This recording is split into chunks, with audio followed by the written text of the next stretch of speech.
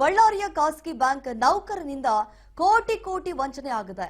Bank junior assistant manager M Ramesh ಅಂತ ಹೇಳಿ ಮಾನ್ವಿ ಪಟ್ಟಣ ಸೌಹಾರ್ದ ಸರ್ಕಾರಿ ಬ್ಯಾಂಕ್ನಲ್ಲಿ ಕೋಟಿ ಕೋಟಿ ವಂಚನೆ ಮಾಡಿದ್ದಾನೆ. ಜೂನಿಯರ್ ಅಸಿಸ್ಟೆಂಟ್ ರಮೇಶ್ ಎಂಬುವನಿಂದ 7.5 ಕೋಟಿ ವಂಚನೆ ಮಾಡಲಾಗಿದೆ ಅನ್ನುವಂತಹ ಮಾಹಿತಿ ಇದೆ.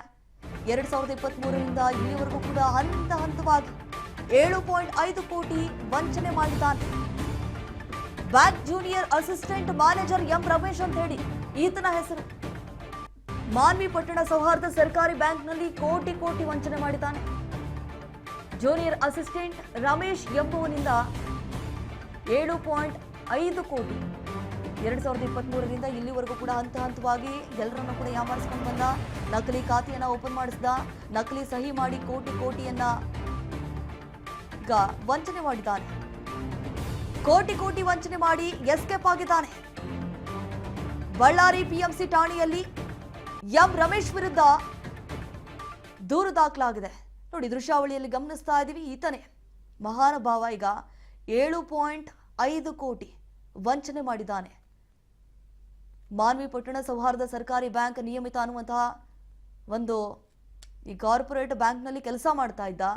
ಈ ನಕಲಿ ಖಾತೆಗಳನ್ನು ತಿರ್ಸ್ಬಿಟ್ಟು ನಕಲಿ ಸೈನ್ ಮಾಡಿಬಿಟ್ಟಿದ್ದ. ಸೊ ಈಗ 7.5 ಕೋಟಿ ಲೂಟಿ ಮಾಡಿಕೊಂಡು ಪರಾರಿಯಾಗಿದ್ದಾನೆ. 2023ರಿಂದ ಇದೇ ರೀತಿಯಾಗಿ ಮಾಡ್ತಾ ಇದ್ದ ಅಂತೀವಿ. ಹಂತವಾಗಿ ಆ ಬರೋಬ್ಬರಿ 7.5 ಕೋಟಿ ತೆಗೆದುಕೊಂಡು ಎಸ್ಕೇಪ್ ಆಗಿದ್ದಾನೆ. ಪೊಲೀಸರು ಕೂಡ ಈತನಿಗಾಗಿ ಶೋಧ ಕಾರ್ಯವನ್ನು ಮುಂದುವರೆಸಿದ್ದಾನೆ.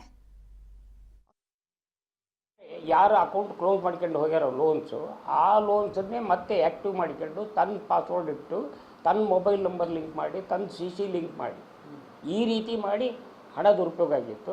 ಈಗ ನಾವು ಇಂಟರ್ನಲ್ ಆಡಿಟ್ ಮಾಡಿಸ್ಬಿಟ್ಟು ಇಮಿಡಿಯೇಟಾಗಿ ನಾವು FIR ಫೈಲ್ ಮಾಡಿದ್ವಿ. ಈಗ ಅವ್ರ ಫ್ಯಾಮಿಲಿ ಮೆಂಬರ್ಸಿಗೆ ಹೋಗಿದ್ದು ದುಡ್ಡೆಲ್ಲ, ಎಷ್ಟು ದುಡ್ಡು. ಯಾರು ಬೇರೆದವ್ರಿಗೆ ಯಾರಿಗೂ ಏನು ಮೋಸ ಆಗಿಲ್ಲ, ಡೆಪಾಸಿಟರ್ಸಿಗೂ ಮೋಸ ಆಗಿಲ್ಲ. ಇದು ಮಾಡಿದ ನಂತರ ನಾವು ಈಗ ಸ್ಟ್ಯಾಟ್ಯೂಟರಿ ಆಡಿಟ್ ತೊಗೊಳ್ತಾ ಇದ್ದೀವಿ. ಈಗ ಸ್ಟ್ಯಾಟ್ಯೂಟರಿ ಆಡಿಟ್ ಮಾಡಿಸಿದ್ರೆ IS ಆಡಿಟ್ ಮಾಡಿಸ್ಬಿಟ್ರೆ ಎಂಟೈರ್ ಎಲ್ಲೆಲ್ಲಿ ಹೋಗಿದೆ ದುಡ್ಡು ಅದೆಲ್ಲ ಪಕ್ಕ ಚೆಕ್ಔಟ್ ಆಗುತ್ತೆ. ಚೆಕ್ಔಟ್ ಆದ ನಂತರ ಯಾವತ್ತಿದ್ರೂ ಈ ದುಡ್ಡು ವಿತಿನ್ ಶಾರ್ಟ್ಲಿ ರಿಕವರಿ ಮಾಡೇ ಮಾಡ್ತೀವಿ. ಯಾವ